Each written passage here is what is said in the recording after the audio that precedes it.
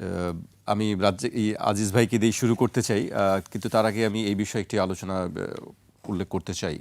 লক্ষ্মীপুরের ঘটনা, এটি গতকালকের ঘটনা। আমি লক্ষ্মীপুর ৩ আসনে ভোটে ব্যবহারের অবৈধ ৬টি সিল সহ এক ব্যক্তি পুলিশের কাছে গ্রেফতার হওয়ার ঘটনায় আলাদা আলাদা সংবাদ সম্মেলন করেছেন বিএনপি ও জামায়াতের প্রার্থী।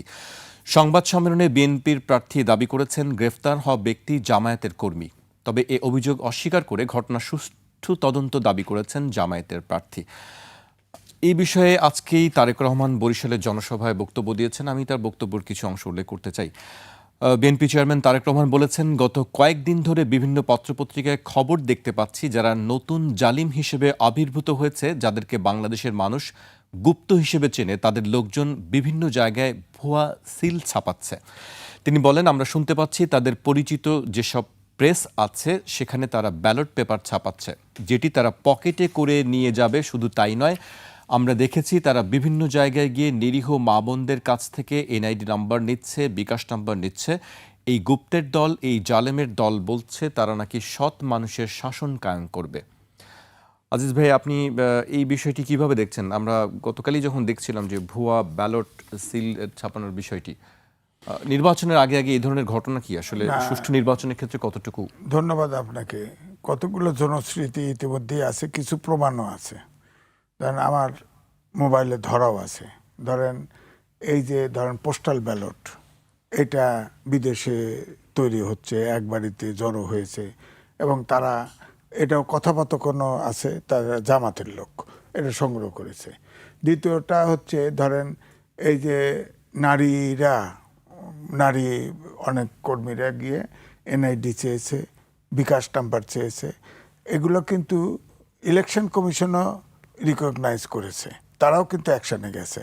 যেমন তারা ইলেকশন কমিশন থেকে বলা হয়েছে যে ইলেকশনের আগ মুহূর্তে এনআইডি, বিকাশ, নগদ, এই ধরনের যতগুলো প্রতিষ্ঠান আছে তাদের এটাকে আপনার সীমিত করে দিবে। এবং আমি শুনছি যে ১,০০০ টাকা করা হবে। তার মানে এটা তাদের কাছে বিশ্বাস হয়েছে। এবং বিএনপির ইলেকশন পরিচালনা কমিটির চেয়ারম্যান, যিনি স্ট্যান্ডিং কমিটিরও মেম্বার, নজরুল খান, এই অভিযোগগুলো দিয়েছেন।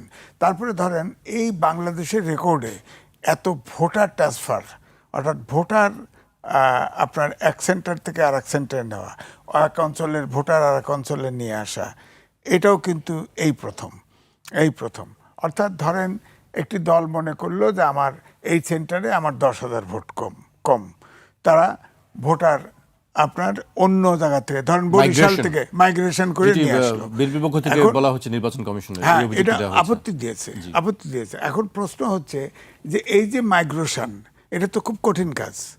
এটা তো ধরেন আপনি এখন ভোটার এক জায়গায় হতে গেলে বাসা ভাড়া, ধরেন ইলেকট্রিক বিল, বিদ্যুৎ বিল ইত্যাদিতে নানান কাগজপত্র দিতে হয় না? এই জন্য কিন্তু অলরেডি ইলেকশন কমিশনের একটা জুনিয়র অফিসার ধরাও পড়ছে। সুতরাং এইটা নিয়ে এখন আবার ধরেন এই যে একটা জামাত কর্মী, এটা তো অনেক সময় অস্বীকার করে। এখন একটি দল বলে, আগের স্টাইল পাল্টে গেছে, একটি দল অমুক করে, একটি দল অমুক করে। ধরেন ঈশ্বর দিতে, আপনি একটা উদাহরণ দিই, ঈশ্বর দিতে তো দুই বিএনপি এবং জামাতের ভিতরে গোলমাল হয় এবং বন্দুক নিয়ে যে গেছে, বলা হলো জামাত অস্বীকার করছে সে তাদের না, কিন্তু ফাইনালি তো প্রমাণ হয়েছে সে জামাতের কর্মী। সুতরাং এই যে জামাত যে গুপ্ত রাজনীতি করে, এতে কোনো সন্দেহ নাই। এই জন্য এই সংশয়টা বেশি করে ধরা পড়ছে। যেমন ঢাকা ইউনিভার্সিটিতে ধরেন, কোনোদিন শিবির আছে তা জানতাম না, তো ইলেকশন হলো ফুট করে দেখা গেল ছাত্রলীগের হেলমেট বাহিনী শিবির হয়ে গেল। তো তার মানে যতগুলো কাণ্ড ওখানে, যতগুলো অত্যাচার হয়েছে কমন রুমে, ডাইনিং রুমে, সব কিছুর জন্য শিবির দায়ী।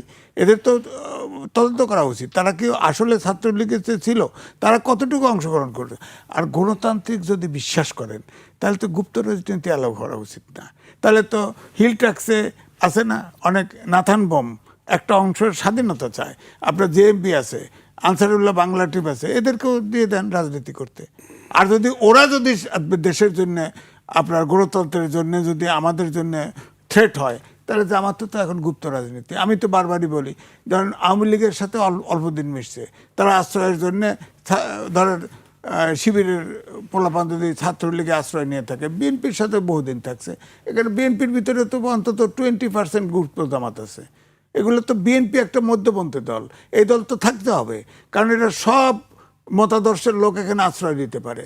এখানে যদি ধরেন রাশিয়ার লেনিন যখন বিপ্লব করে বলশেভিক পার্টি, তখন তো কমিউনিস্ট পার্টি শেষ হয়ে গেল। তো এরকম বিএনপি তো শেষ হয়ে যাবে, এই গুপ্ত রাজনীতি থাকলে তো শেষ হয়ে যাবে। তো এখানে তো গণতান্ত্রিক কোনো দল থাকতে পারবে না। এই জন্য আমি বলছি যে আপনি যেটা বলছেন এটা অলরেডি কিন্তু এটা বিশ্বাসযোগ্য যে তারা এটা গুপ্তভাবে কি করতেছে না করতে। ধরেন বিকাশ নাম্বার কেন লাগবে, এনআইডি নাম্বার কেন আমারটা চাবে? ধরেন এনআইডি নাম্বার তো আপনার পার্সোনাল প্রপার্টি, আপনি কেন চাবে বলেন? আবার বলে যে নারীদের হেনস্থা করছে, তো তাদের কি করবে?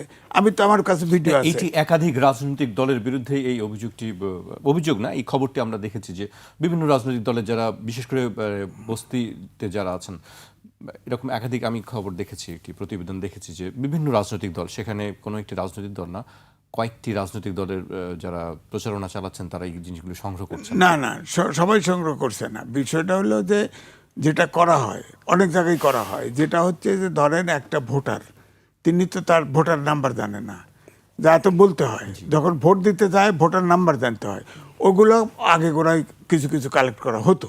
কিন্তু এইবারে নূতন হচ্ছে যে একদম প্রবাসী ভোটার, ধরে ডাক বাক্সে আসবে ভোটার, পোস্টাল ভোটার তো ছিল, জেলখানাতে পোস্টাল ভোট দিছে না, সরকারি অফিসের চাকরিতে ডিউটি আছে, সে পোস্টাল ব্যালট দিছে, কিন্তু প্রবাসী ভোটার বানলেন আপনি। ইলেকশন কমিশন এটা হ্যান্ডেল করতে পারবেন না, এটা কেন করলেন?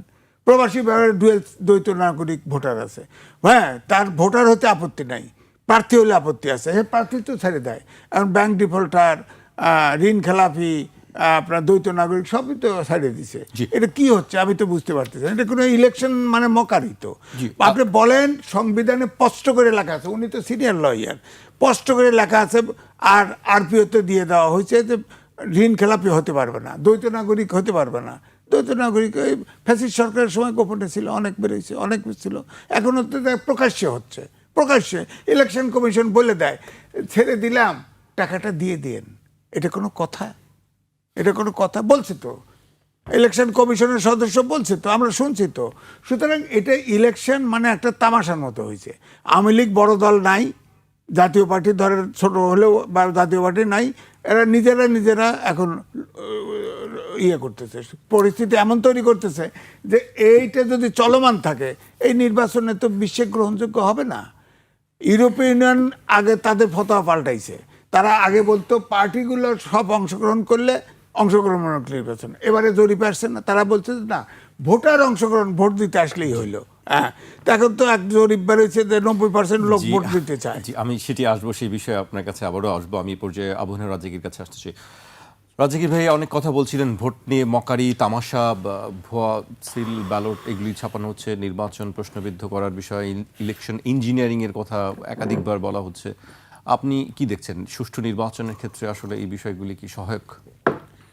ধন্যবাদ আপনাকে এবং আমার সহ-আলোচক, অত্যন্ত বিজ্ঞ আলোচক, যদিও তার সাথে বনাবনি একটু কম হয় মাঝে মাঝে। তো উনি অনেকগুলো কথা বলছেন আজিজ ভাই। ধরেন আমি সবগুলো এই সত্য ধরে নিলাম, ব্যালট বানাচ্ছে, ভুয়া সিল বানাচ্ছে, ব্যালট বাক্স বানাচ্ছে, বিষয়টি তো এত সহজ। হ্যাঁ, আমি ব্যালট বক্স বানাইলাম, ব্যালট পেপার বানাইলাম, সিল মারলাম, বাক্স ভরলাম, তারপর কি বুথে ঢুকিয়ে দিব? বিষয়টি এত সহজ? তামাশা, হাস্যকর। আমি বললাম এটা হাস্যকর।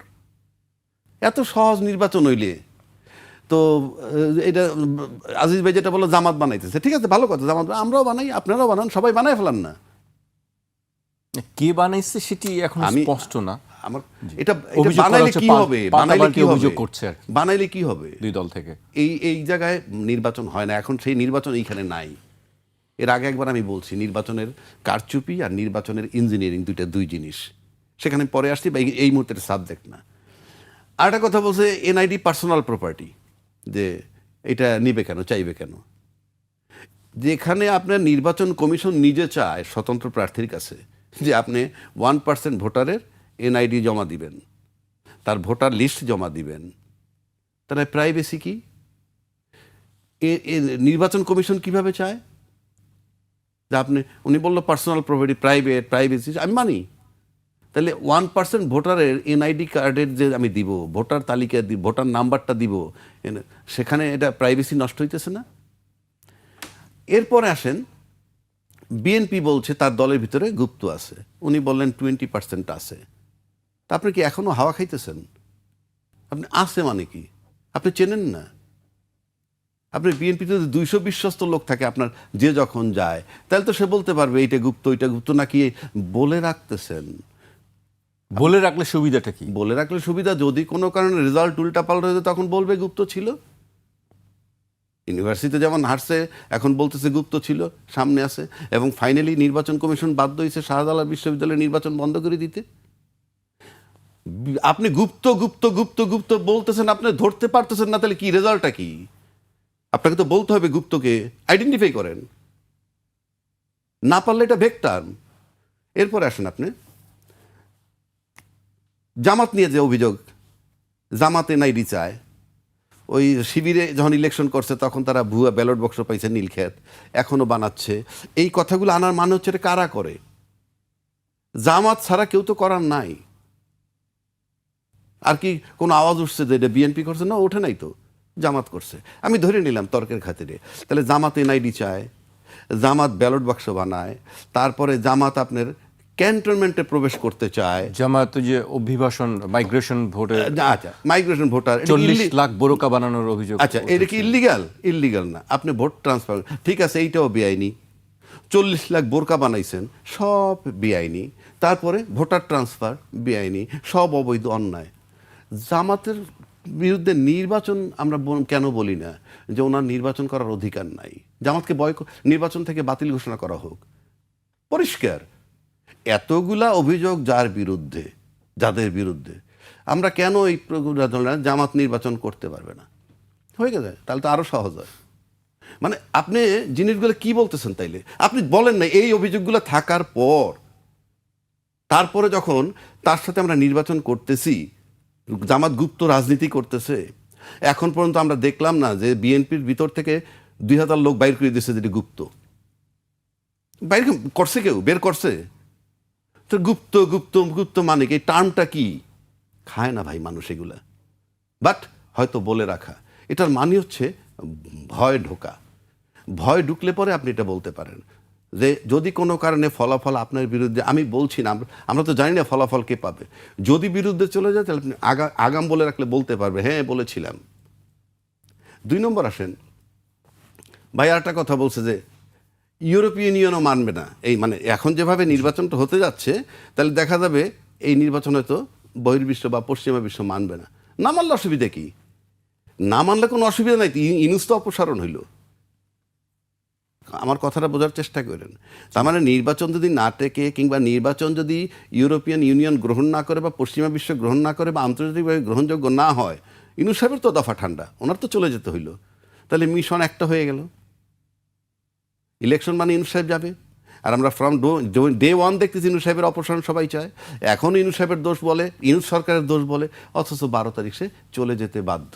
মানে এই 5-7 দিনের জন্য তো তার কোনো রোলই নেই। আছে প্রশাসন এবং আছে নির্বাচন কমিশন। প্রশাসনে আমরা দেখলাম দায়িত্বশীল বক্তব্য রাখতেছেন, সেনাপ্রধানও বলছেন, নানান বক্তব্য রাখতেছেন যে খুব কঠোরভাবে উনি দায়িত্ব পালন করবেন। তো এই যে কথাগুলো বলতেছেন, তাইলে তো নির্বাচন কমিশন, প্রশাসন, মানে প্রশাসন বলতে 3 বাহিনী এবং অন্যান্য ব্রোকার যারা আছে, তারা তো একটা রোল নিয়ে যাচ্ছে। তারপর যদি এত কিছু হয়, তাহলে কি ওরাও ব্যর্থ? এই যে ব্যালট বাক্স টাক্স এগুলো নিয়ে সব কি খালি কথাই হচ্ছে, নাকি এটা সত্য? আমি আবারও বলছি, দেশ ওইখানে নাই। আপনি ব্যালট বাক্স বানাবেন, ব্যালট পেপার বানাবেন, সিল মারবেন, ভইরা বাক্স ঢুকাই দেবেন বুথের মধ্যে, এত সহজ না। এগুলো হইলো প্রপাগান্ডা, আপনি ওই বইলে রাখা আর কি। আর বইলে রাখা যে টোটালটা ভোটার ট্রান্সফার বৈধ, আমার ভোটার আমি ট্রান্সফার করব, অবৈধ কোথায়?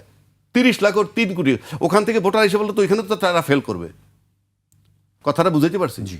এই এক জায়গার ভোটার যে আরেক জায়গায়, এই জায়গায় তো তার ভোটটা গেল গা, তাহলে কি আলাপ? আমি ওইখান থেকে ভোটার যদি চলে নিয়ে আসি, তাহলে ওইখানে ফেল করবে আমার লোক, এইখানে না হয় পাশ করলো। অবৈধ কিছু না তো। অবৈধ হলে নির্বাচন কমিশন এটা ট্রান্সফার হয় কেমনে? এটা যদি ইলিগাল হয় তাহলে ট্রান্সফার হয় কেমনে? আমরা কি আলোচনা করি? জি, আপনার কাছে আমি আবারও আসবো। আমি আজিজ ভাইয়ের কাছে আসতে চাই। আজিজ ভাই, জাহাঙ্গীর গেট কাণ্ড নিয়ে বেশ আলোচনা চলছে কালকে থেকে, বিশেষ করে যে ভিডিওটি প্রকাশ করার পরে অনেক এই ঘটনার পর তিনি দুঃখ প্রকাশ করেছেন যে বিষয়টি ঠিক হয়নি। এই বিষয়গুলো আসলে কিভাবে লিক হয়, ভিডিওর ব্যাপারগুলো? বডি ক্যামেরা ছিল। তার আগে আমি বলতেছি, রাজ্জাকে এবার দু একটা প্রশ্ন উত্তর দিই। ভোটার ট্রান্সফার এটা হচ্ছে একটা পার্টি যখন মনে করে যে আমি 300 সিটের ভিতরে এতগুলো সিটে জিতবই না, ওই ভোট দিয়ে কী করবো, ওই ভোট ট্রান্সফার আপনি ইলেকশনে আগে করছেন, যে 1.5-2 বছর আগে করলেন। ভোটার ট্রান্সফার তো অত সহজ না। আমি ইচ্ছা করলেই তো আমি বরিশালে যা ভোটার হতে পারবো না। ইচ্ছা করলে ওখানে আমি থাকি, আমার তো যৌক্তিক প্রমাণ লাগবে। সেখানে ইলেকশন কমিশনের অনেক ঘুষ দিয়ে ভোটার ট্রান্সফার করে ফেলছে। এবং আমি বলছি 7 লাখের মতো ভোটার এই ভোটার ট্রান্সফার করছে। ওখানে ধরেন একটা ভোটে 5,000 ছোট আছে, অবৈধ না, ঠিক আছে মানলাম, কিন্তু অবৈধ না। কিন্তু ভোট এটা এক ধরনের কারচুপি, ভোটার কারচুপি। আপনি যেখানে 5,000 ভোট আছে ওখানে 5,000 ভোট নিয়ে আসলেন, ওই সিট তো ফেলই করবে, এই সিটে জিতবে, এই ভোটার কারচুপি। আপনি ধরেন বিদেশি প্রবাসী ভোটার বানাইছেন, প্রবাসী ভোটার এখানে পোস্টাল ভোটার তো বাংলাদেশের ভিতরেই আছে। আপনার লাভ মেরে প্রবাসী সরকার তো এটাকে বলি আমি, প্রবাসী সরকার প্রবাসী ভোট তা হ্যান্ডেল করতে পারবেন না, করছেন কেন? ওখানে আপনার এই সংবিধান অনুযায়ী সাংবিধানিক সরকার, সংবিধানে আছে প্রবাসী দ্বৈত নাগরিক ভোটার হতে পারবে না, প্রার্থী হতে পারবে না, সব ছেড়ে দিয়েছেন। ওখানে দ্বৈত, আমি তো একটা টেলিভিশনে রাত্রে কথা বলতেছি, আমেরিকান সিটিজেন, সে ভোটার হয়েছে, সে ভোট দিবে।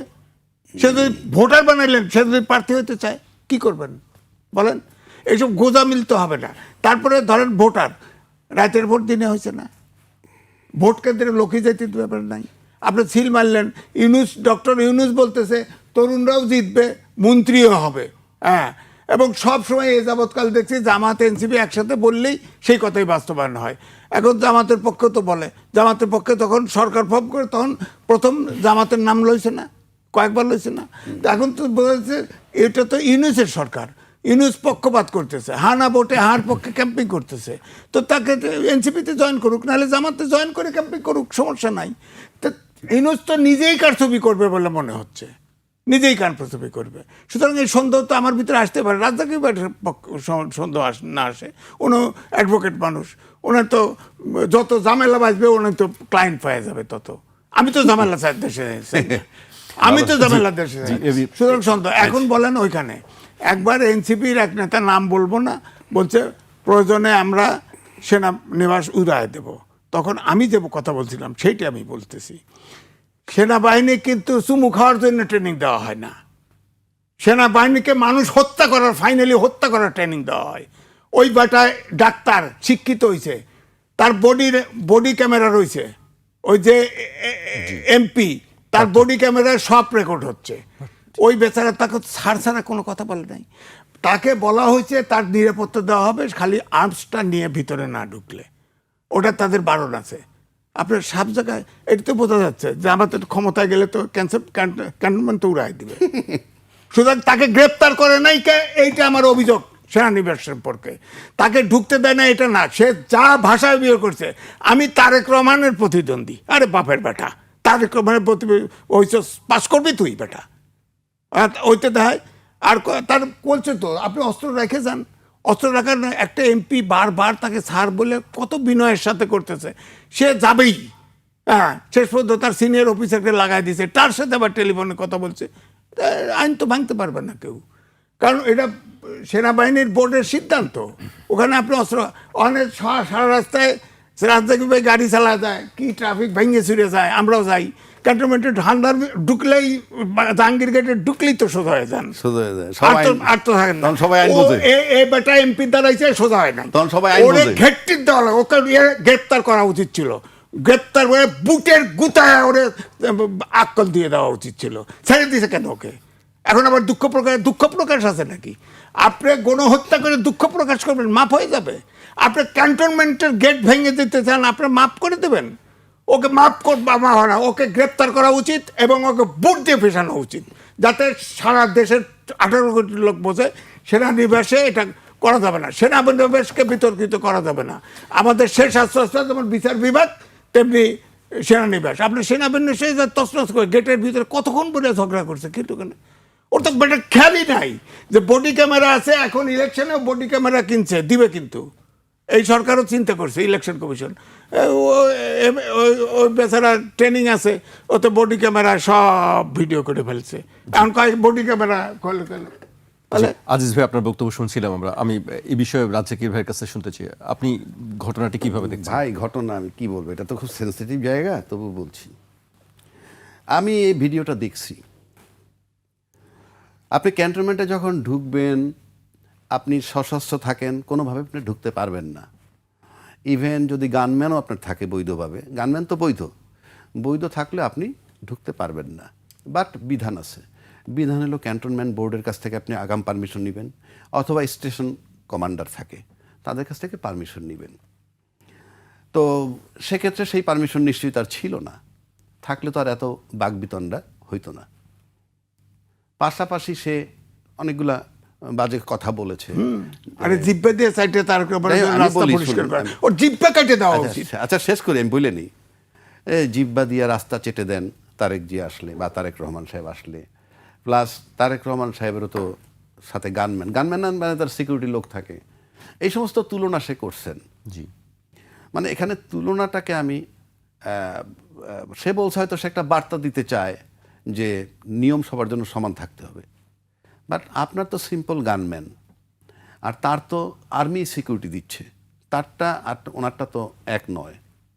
আবার তার পক্ষে যদি যুক্তি দেন, সে যদি যায় যে হ্যাঁ গানম্যান ছাড়া যেতে পারেন, সে বলছে যে আমি কচুক্ষেত পর্যন্ত যদি যাই, মানে ক্যান্টনে বের হওয়ার পর গানম্যানটা পাবে কোথায়, এটাও সে প্রশ্ন করছে। কিন্তু তার আচরণটা ঔদ্ধত্যপূর্ণ ছিল, মানে আরও সুন্দর হইতে পারতো, আরও সফট হইতে পারতো।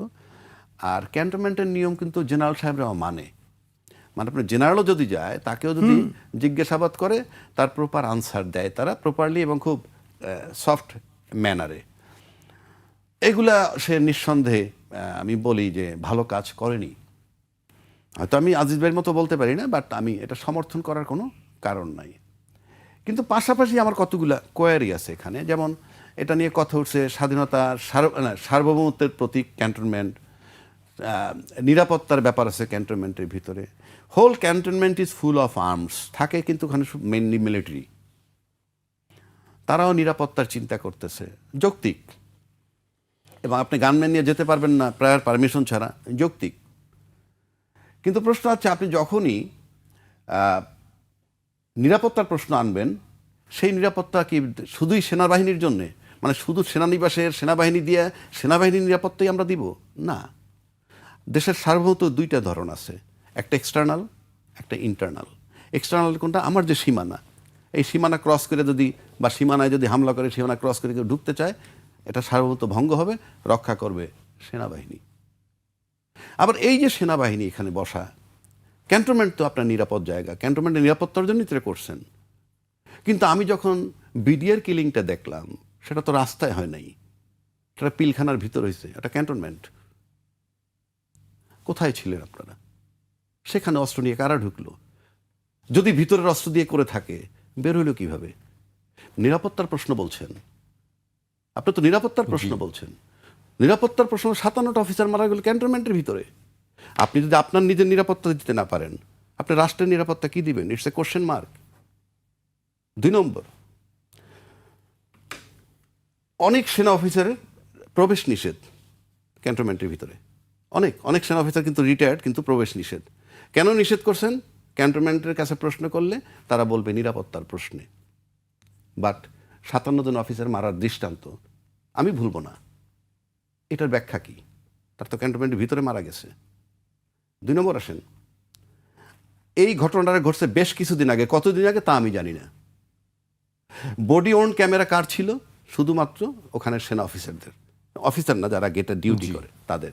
ছবিটা কিন্তু এমপি ওকে, সেখানে তাদের ক্যামেরায় ধারণ করছে।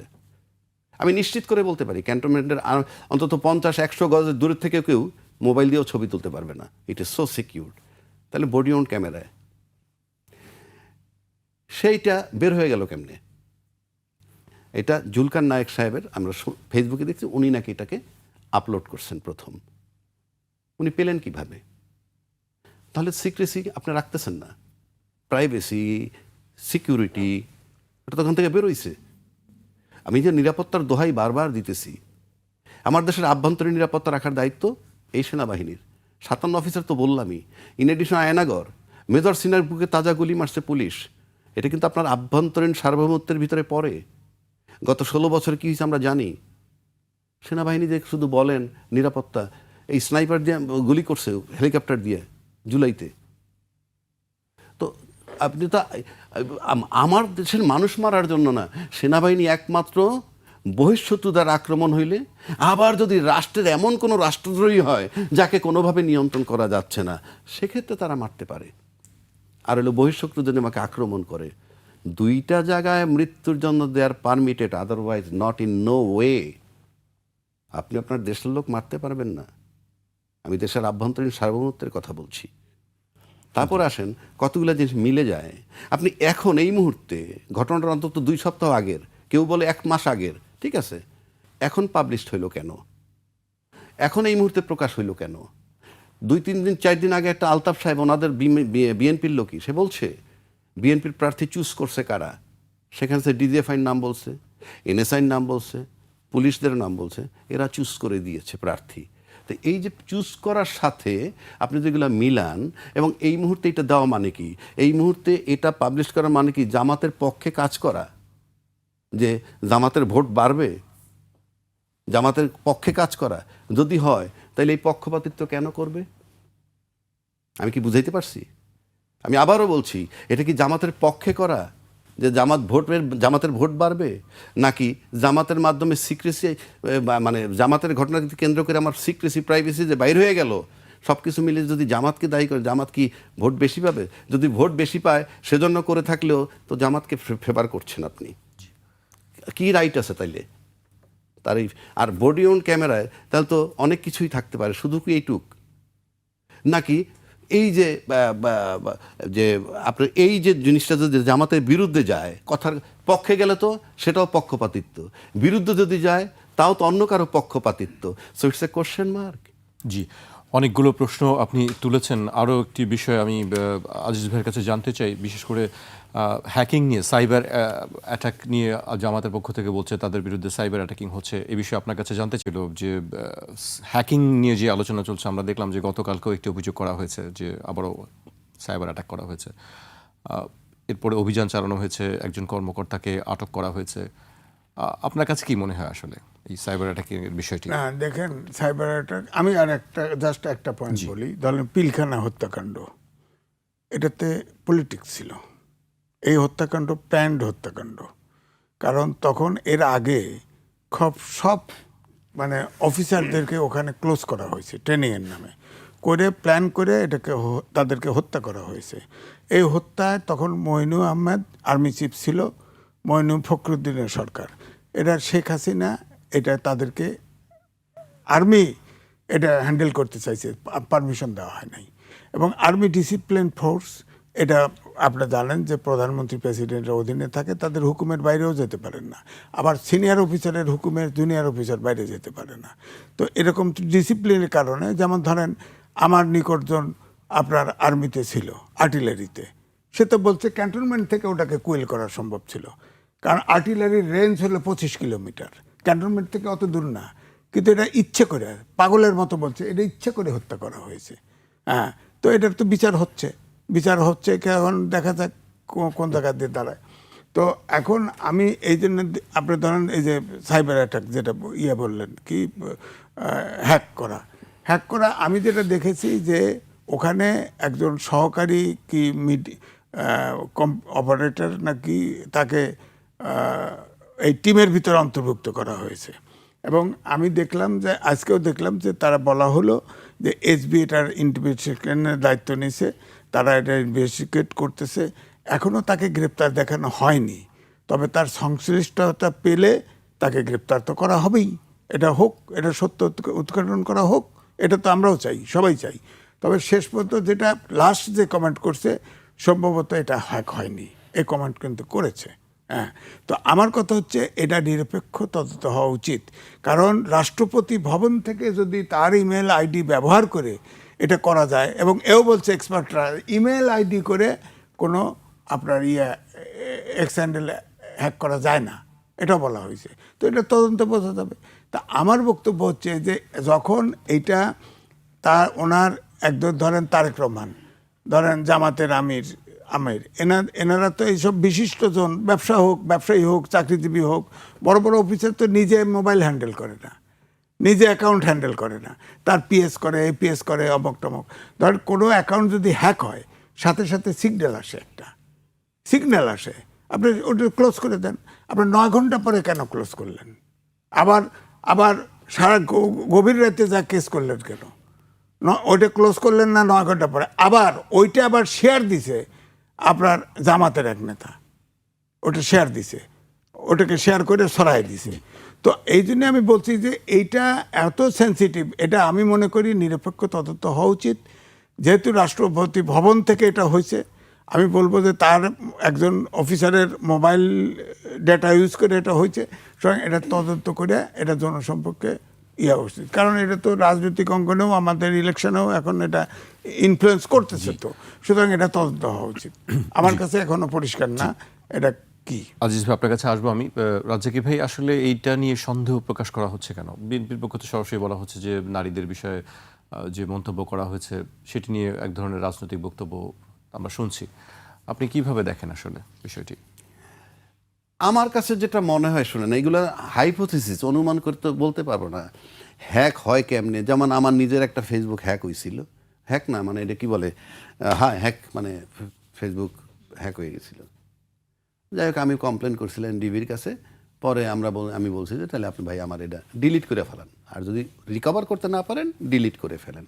এটা টেকনোলজি আমি জানি না, সুতরাং অবান্তর আমি বলবো না, যেটা বুঝি না সেটা বলবো না। বাট এই হ্যাকিং হয়ে অনুমোদন স্টেটমেন্ট দিতে পারে, বক্তব্য ঢুকাই দিতে পারে। এটা আমার বাসার থেকে বলছিল অশালীন মহিলাদের ছবি যাচ্ছে আমার ইয়েতে। আমি কমপ্লেন করছি। আমি প্রথম বলছি, গাড়িতে বসেই বলছি যে আমার এই চ্যানেলটা হ্যাক হয়েছে, সুতরাং এই ফেসবুক হ্যাক হয়েছে, সুতরাং আপনারা মেহরবানি করে এটা ফলো করবেন না।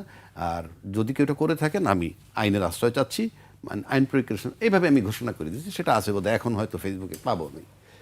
ওটা আমার সেফটির জন্য আমি করে রাখছি। বাট ইনফ্যাক্ট টেকনোলজি আমি বুঝি না, গেল এক। দ্বিতীয় আসেন, ধরেন জামাতের আমিরের এই বক্তব্য আসছে, আমার হ্যাকিং ট্যাকিং মেইন হলো তার বক্তব্যটা, এটি তো আলোচিত। উনি নারীকুলকে জঘন্য ভাষা একটা শব্দ প্রয়োগ করছেন। আপনি যদি নর্মাল করে চিন্তা করেন, এটার পর কিন্তু রাস্তায় মিছিল হয়েছে। মিছিলে যারা গেছে, আন্দোলন এমন হয়েছে যে আমির সম্পর্কে 2 গালে মারো, ঝাড়ু মিছিল ইত্যাদি ইত্যাদি হয়েছে। এটা to some extent character assassination. If it is fact, তাহলে তো জঘন্য অপরাধ। এখন প্রশ্ন হচ্ছে, যারা মাঠে নামছে তারা কারা? তারা জামাত ঘরানার লোক তো না, জামাত বিরোধী শিবিরের লোক। তো জামাত বিরোধী শিবিরের লোক তো সবসময় জামাত বিরোধী। সে তো এই ঘটনা না ঘটলেও ভোট দিত না। যে মহিলাগুলা নামছে তারাও খুব স্মার্ট ড্রেস পরা, মানে যে সমস্ত কথা আছে যে এই জামাত এই সমস্ত পোশাকের বিরোধিতা করবেন ক্ষমতায় গেলে, সেরকম পোশাক পরাও তারা ছিল। তো তারা তো জামাতকে কখনোই ভোট দিবে না, ওই স্টেটমেন্ট না বাইরেলেও ভোট দিত না। কথাটা বোঝার চেষ্টা করেন। তাহলে তারা যদি না করে তাতে কি আসে যায়? আর আপনি যদি নর্মাল কোর্সে চিন্তা করেন, 5ই আগস্টের পর থেকে এই ঘটনাটা প্রকাশ পাওয়ার আগ পর্যন্ত, পূর্ব পর্যন্ত আমরা জামাতের আমিরের নানান বক্তব্য আমরা দেখছি, নানান জায়গায় নানান বক্তব্য আমরা দেখছি। তার সাথে এটা সামঞ্জস্যপূর্ণ হয় কি না ব্যক্তিগতভাবে আপনি আমার জিজ্ঞান, বলবে আমি জামাত করি না, কিন্তু আমার কাছে সামঞ্জস্যপূর্ণ হয় না। 1, 2, 5-7 দিন 10 দিন পরে নির্বাচন, সে কি ম্যাড, অ্যাবনর্মাল? সে এই স্টেটমেন্টটা দিবে, এতে কি তার ভোট বাড়বে? এইটুক কি সে বোঝে না? আমি তর্কের খাতিরে বলতেছি, আর কিছু না হোক, এইটুক বোঝে না? এটা করলে যখন ভোট কমবে, তাহলে কি এটা তার করার কথা? আপনি ধরতে পারেন বা না পারেন সেটা অন্য কথা, কিন্তু এটা করলে তার ভোট কমবে, এটা কি তার করার কথা? 3 নম্বর, জামাত ঘরানার যারা লোক, এই যে 40 লক্ষ বোরকা বানাইছে, আরে ভাই বুদ্ধি যদি থাকতো 40 লক্ষ বোরকা পরাইয়া কিছু পুরুষ লোকই মাস্টার নামাই দিতেন, সামনে কিছু মহিলা থাকতো, তারা বলতো আমরা জামাতের ভোটার, জামাতকে ফলো করতাম, জামাতকে বিশ্বাস করতাম, কিন্তু জামাতের আমির যে ঘটনাটা বলছে যে ভাষা, আমরা আর তাকে মানুষ বুঝতো হ্যাঁ এতজন বোরকা পইরা নামছে তাইলে এটা। তো আপনি কতগুলো জিনিস তো ভাই আমি বলছি না যে মানে এটা সামঞ্জস্য থাকতে হবে। তারপরে ধরেন এটাকে আপনি যদি বারবার ক্যাশ করতে যান, এটা আপনি এস্টাবলিশ করতে, উনি বলছেন, উনি এই সব কিছু অর্থ কি দাঁড়ায় জানেন? তাকে ভয় পাওয়া, জামাতকে ভয় পাওয়া। কারণ কথিত মতে পিছনের জ্যোতির জরিপ, তাতে দুইটা দলের মধ্যে যে প্রতিদ্বন্দ্বিতা, তাতে এক দলের 30-35% ভোট আছে। জামায়াতকে কি বিএনপি ভয় পাচ্ছে? আমি বলতেছি এক দলের আছে 30-35% ভোট, আর এক দলের আছে 7-8-10%। তর্কের খাতিরে ধরে নিলাম, কিছু বলে ইনক্রিজ হয়েছে, না হয় 15% হয়েছে, সব মিল্লা ভালো 15%। একটি জরিপ আছে সেটি আমি উল্লেখ করবো বলেন। আপনার কাছে, কিন্তু আপনি বলছেন যে ভয় পায়, বিএনপি কি জামায়াতকে ভয় তো পায়? ভয় না পেলে আপনি কোথায় তাদের সাথে, তাদের বক্তব্য তো আমি পার্থক্য তো আসমান জমিন। তাদের ভোটের ব্যবধান বা জরিপের যে রেজাল্ট, মানুষ যেটা চিন্তা করে, তাতে আসমান জমিন পার্থক্য। এরপর এও শুনি আবার আওয়ামী লীগও নাকি তাদেরকে ভোট দিবে। এই সব কিছু মিলিয়ে যদি আপনি হিসাব করেন, তারপরে এটা বলা অবান্তর না। তার মানে হয়তো তারা মাঠে আর এক রকম দেখতে পাচ্ছে রেজাল্ট, তাই বলা, এবং ভয় পায় কেয়ারিং। তা নাহলে আমি যদি এরকম বড় দলের হইতাম, আমি তো অন্তত বলতাম না, কারণ আমার নিজের 35% ভোট আছে। আরও যদি ভোট কিছু বাড়ে, আওয়ামী লীগও যদি মানে ভোট দেয়, জামাত কি রে ভাই, কোনো আইটেমই না, কোনো ইস্যুই না। অথচ আমি ভীত না হইলে আমি কেন এটা নিয়ে ভাবে বলছি? আর যারা মাঠে নামছে তারা কেউ কোশ্চিন কালো জামাতকে ভোট দিবে না। এখনো বলছি জামাতের বোরকা পইরা, বোরকা ইয়ে দাড়ি টুপি মিলে যদি কয়েক লক্ষ লোক নেমে বলতো, তাহলে হ্যাঁ ইয়েস আমরা জামাত করতাম, এখন করি না এই কারণে। সেটা তো আমরা পাইনি। যারা নামছে মাঠে তারা কখন, সবচেয়ে বড় ম্যাপটা কোনটা হয়েছে, এটা এক ধরনের ক্ষতি হয়েছে আমি মনে করি, যে এইটার নিয়ম যখন মিছিল নামলো, তারপরে কিন্তু ছাত্র শিবির নেমে গেল মাঠে এবং ব্যাপকভাবে নামছে। এই যে নামছে, তারা উঠবে কি না সেটা একটা বিষয়। কারণ তাদের বক্তব্য হলো যে আমার জামাতের আমিরকে নিয়ে, জামাতের আমির সাহেবের ক্যারেক্টার অ্যাসাসিনেট করছে, এটা তাদের বক্তব্য। তারা মাঠে নামছে এবং তাদের মাঠে নামার ফোর্সটা কিন্তু আগে যারা নামছে তাদের চেয়ে তাদের বেশি ছাড়া কম না। জি রাজাকি ভাই, আমি আপনার কাছে আসবো, আবারও আমি আজিজ ভাইয়ের কাছে আসতে চাই, যেটি আপনি শুনছিলেন। আমি এই আপনার কাছে যাওয়ার আগে আমি আজকে একটি জরিপ প্রকাশিত হয়েছে। আমরা জানি যে ভোটের আগেই বিভিন্ন সংস্থার পক্ষ থেকে জরিপ করা হয়, এবং সেটি সত্য মিথ্যা সেটি আসলে নিয়ে প্রশ্ন থাকে সবসময়, সব জরিপে, সব দেশেই। আমি একটু উল্লেখ করতে চাই, নির্বাচনে আওয়ামী লীগ সমর্থকদের মধ্যে প্রায় 48% বিএনপিকে পছন্দ করছেন। সেই সঙ্গে 2008 সালের পর এই প্রথম ভোট দিতে যাওয়া নতুন ভোটারদের মধ্যে 37.4% জামায়াত ইসলামীর প্রতি সমর্থন জানিয়েছেন বলে নতুন এক জরিপে উঠে এসেছে। জরিপটি যৌথভাবে পরিচালনা করেছে communication and research foundation CRF এবং Bangladesh election and public opinion studies. Aziz ভাই, এই জরিপটা নিয়ে আপনি কি মনে করছেন? 48% বিএনপিকে পছন্দ করেন আওয়ামী লীগের সমর্থকদের। হ্যাঁ, আমি আগেরটায় জি, আবার যেহেতু সবসময় প্রশ্ন ওনার পরে হয়, উত্তরটা দেওয়ার সুযোগ পাই না, বলি শোনেন। আল জাজিরাতে জামাতের আমির একটা সাক্ষাৎকার দিয়েছিল। এই সাক্ষাৎকারে যে বক্তব্যটা দিয়েছিল, আমি কিছু কিছু শব্দ ইংরেজিতে বলি, বাংলায় বলবো না, কারণ এগুলো ভালগার শব্দ আমার কাছে মনে হয়। যেমন তিনি বলেছেন, নারী বায়োলজিক্যাল কারণে কোনোদিন জামাতে আমির হবে না। আপনি বলেন, জামাতের সমর্থন নিতে পারবেন নারী, 51% নারী বাংলাদেশে, নারী বিএনপি জামাতে এত সদস্য আছে, এবং মজলিসি সুরার শুনছি 37% নারী, অর্থাৎ 90 জনের নারী 37%। আপনি একটা নমিনেশন দিলেন না কেন? তারপরে বলা হয়েছে যে যারা ঘরের বাইরে যায়, অর্থাৎ কাজ করতে যায়, তারা, আমি ইংরেজিতে বলছি, ভালনারেবল। এবং তারপরে এটার পরে জামাতের একজন এমপি এবং খুব প্রভাবশালী এমপি, তিনি বলেছেন যারা ঝাড়ু মিছিল করেছে তারা সব বেশ্যা। কথাটা মিলল? অনুরূপ কথা তো হলো। তো সুতরাং এখন ধরেন শিবির তো বেরোই, এবং জামাতের সিস্টেম যা, জামাত ধাপে ধাপে এমনভাবে প্রশিক্ষণ দেওয়া হয় যে নারীর বিরুদ্ধে বললেও নারী যারা জামাত করে তারা নারীর বাইরে আসবে না, জামাতের বাইরে আসবে না, কারণ তার মগজ পুরাটা ধোলাই হয়ে গেছে। তারা পৃথিবীতে নাই, তারা জামাতের মধ্যে আছে। সুতরাং এটা তো বিবেচনার বিষয় না, কিন্তু এটা তো আলোচনা হচ্ছে। আর জামাত যে ভোট কম বলেই যে এটার ব্যাপারে বলবে না তা না, কারণ আমাদের দেশে আমরা মনে করি শুধু মুসলমানের দেশের বাসিন্দা না। আমি তো আগেও বললাম যে হিল ট্যাক্সে 50টা আপনার আছে, সেক্ট আছে। আমাদের এখানে হিন্দু মুসলমান, হ্যাঁ মুসলমান 82% মতো আছে, 81% আছে। হ্যাঁ, তো এখন যদি জামাত যদি এইরকম নারী সম্পর্কে এই ধারণা থাকে, তাহলে কি এক দেশে পারিবারিক আইন কয়টা চালু করবে? কয়টা চালু করবে? তাহলে তো এই দেশে আইন চলতে হবে প্রায় আপনার 70-80টা চলতে হবে। এটা হয় অবাস্তব। তারপর ওনারা ধরেন জামাত এখন হিন্দু নমিনেশন দেয়, পূজা করে, সবই করে। হ্যাঁ, তো এখন তো তাদের ইশতেহার হয়তো দিবে শুক্রবারে, দেখবো ইশতেহারি তাদের পলিটিক্সটা কোন জায়গায় গেছে। এখন আগে তো বলতো 7 লাখের শাসন চাই, কোরআনের আইন চাই। এখন তো ওই জায়গায় নাই। এখন তো এই যে দেখেন আপনি সাইদি সাহেবের ইউটিউবে বক্তৃতা পাবেন, শোনেন, প্রত্যেকটা কাজ জামাতের সে কন্ট্রাডিক্ট করতেছে। জামাতের আমরা ইশতেহারে তো আসলে ভালো ভালো জিনিসই থাকে সবসময়, সবাই ভালো ভালো প্রতিশ্রুতি দেন। এই জরিপটাকে আপনি কিভাবে দেখছেন? তাহলে তো আসলে বিএনপির জন্য অনেকটাই খুব সহজ না। জরিপ প্রথম বক্তব্য হচ্ছে ধরেন 1991 সালে যে ভোটটা হয়েছিল, পৃথিবীর কোনো জরিপ বলে নাই বিএনপি ক্ষমতায় আসবে। হ্যাঁ, এবং বিএনপি ওই সময় হরতাল ডাকছিল, আর আওয়ামী লীগ মিনিস্ট্রি গঠন করে ফেলছিল, মানে তারা জিতবেই। কিন্তু দেখা গেল রেজাল্ট উল্টা, বিএনপি সরকার গঠন করে ফেলছে, জামাতের কয়েকজন আনকন্ডিশনাল সাপোর্ট নিয়ে করছে না। তো এখন এই জন্য জরিপ সবসময় সত্য হয় এটা আমি মনে করি না। তবে বর্তমান যে পারসেপশন, আমার যে অনুমান, জামাতের যে তাফালিক এই ক্যান্টনমেন্ট পর্যন্ত যেখানে পাচ্ছে সেখানে উদ্দাত্ত আচরণ, তাতে করে তো যারা জামাতের বিপক্ষে আছে সব তো একদিকে চলে যাবে। এটা ঠিক চলে যাবে। এবং আওয়ামী লীগ তো এখন যে পরিস্থিতি, জামাত তো অন্ধকারের ভিতরে সরিয়ে আইনে না কই আছে, ধাপে ধাপে বাস্তবায়ন করবে।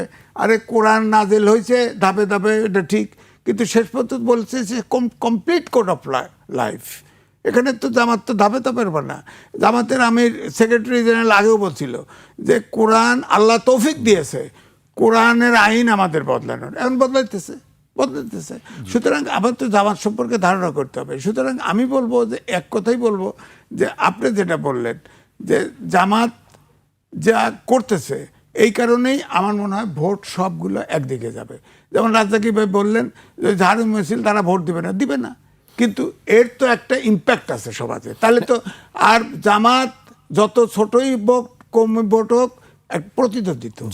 আওয়ামী লীগ যাওয়ার পরে আওয়ামী লীগ এবং না থাকার ফলে বিএনপি এবং জামাত হলে প্রধান প্রতিদ্বন্দ্বী, সুতরাং তাদের দুর্বলতা তো ধরবেই। জি, এখানে আরেকটি বিষয় আছে যেটি হচ্ছে 2008 সালে পরে এই প্রথম ভোট দিতে যাওয়া নতুন ভোটারদের মধ্যে 37 যারা নতুন ভোটার তাদের 37.4% জামায়াত ইসলামের প্রতি সমর্থন জানিয়েছে।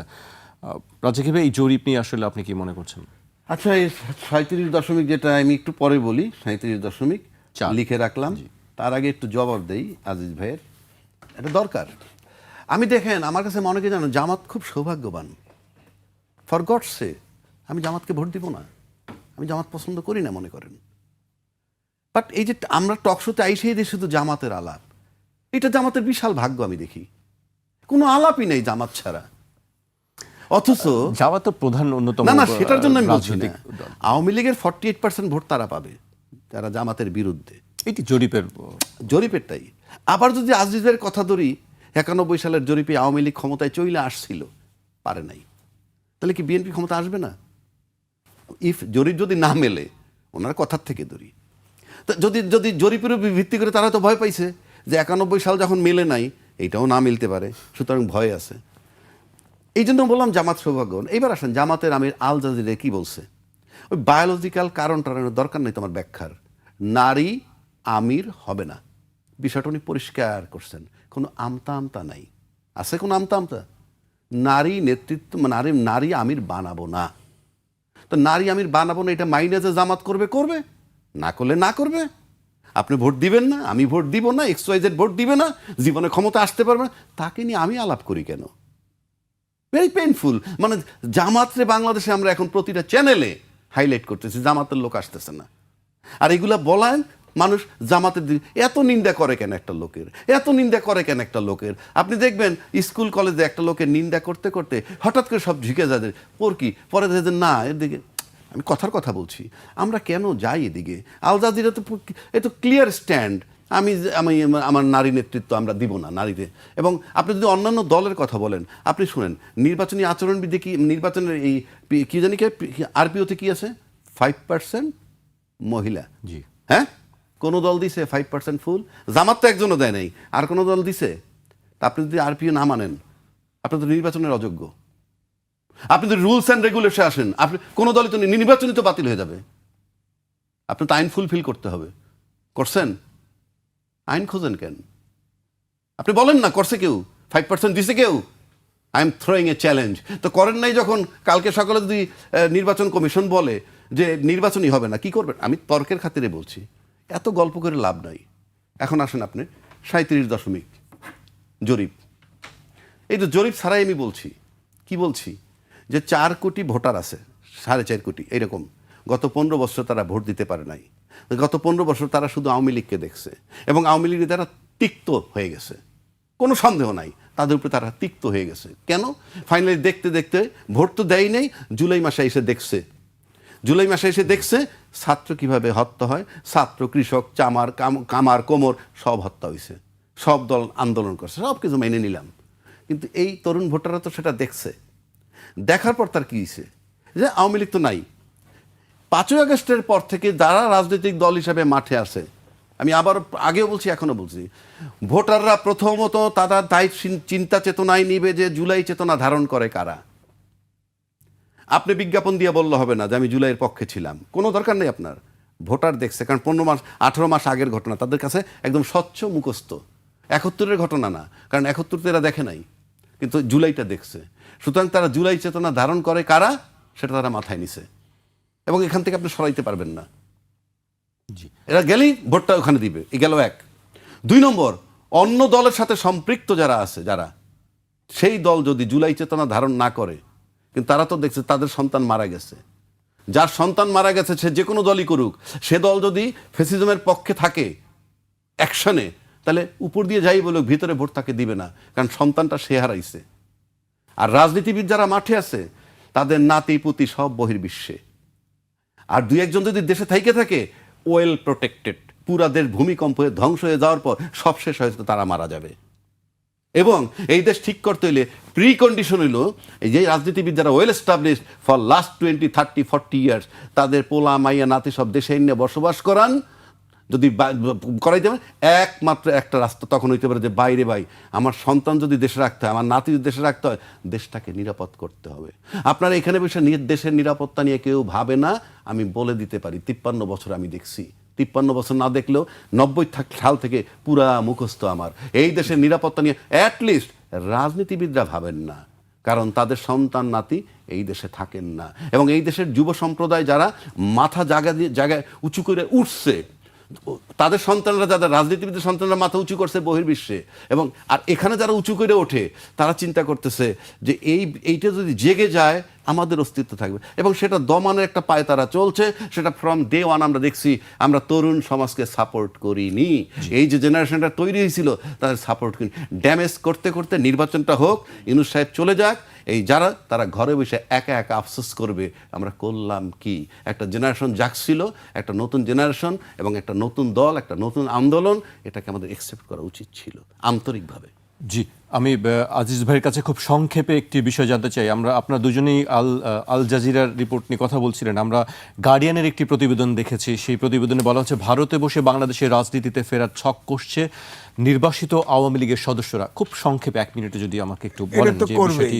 কারণ ভারত রাষ্ট্রীয়ভাবে ফ্যাসিস্ট হাসিনার যারা আছে নেতারা, উপরে যারা টাকা পয়সাওয়ালা, সবাইকে আশ্রয় দিয়েছে, এবং আমাদের সাথে যে বন্ধু বিনিময় চুক্তি আছে সেখানে একটি ধারায় আছে, যে দেশে আশ্রয় নিল সেই দেশ যদি মনে করে যে তাকে বিচারের নামে প্রহসন বা রাজনৈতিকভাবে হ্যাকেল করা হবে, তো সেই দেশ নাও দিতে পারে।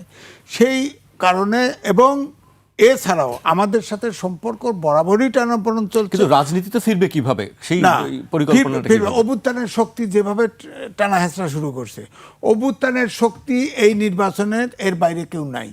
তাদের ভিতরে তো একটা দরকার ছিল, অন্ততপক্ষে গ্রহণযোগ্য একটা নির্বাচন করার জন্য। যদি সেটা না হয়, সেই ফকর দিয়ে তো মানে থাকতেই পারে। আপনার পরিষ্কার যে অভ্যুত্থানের শক্তির মধ্যে ফাঁক ফোকর থাকার কারণে তারা সেই দিক দিয়ে ঢুকতে পারে। আমি রাজ্জাকিবের কাছে খুব সংক্ষেপে একটু জানতে চাইবো, শেষ করবো আমি। বিষয়টা সিম্পল। আপনি বললেন না আওয়ামী লীগ নাকি 48% ভোট দিতে চায়, যাদেরকে দিতে চায়। আওয়ামী লীগ যাদেরকে ভোট দিতে চায় তাদেরকেই ভোট দিবে।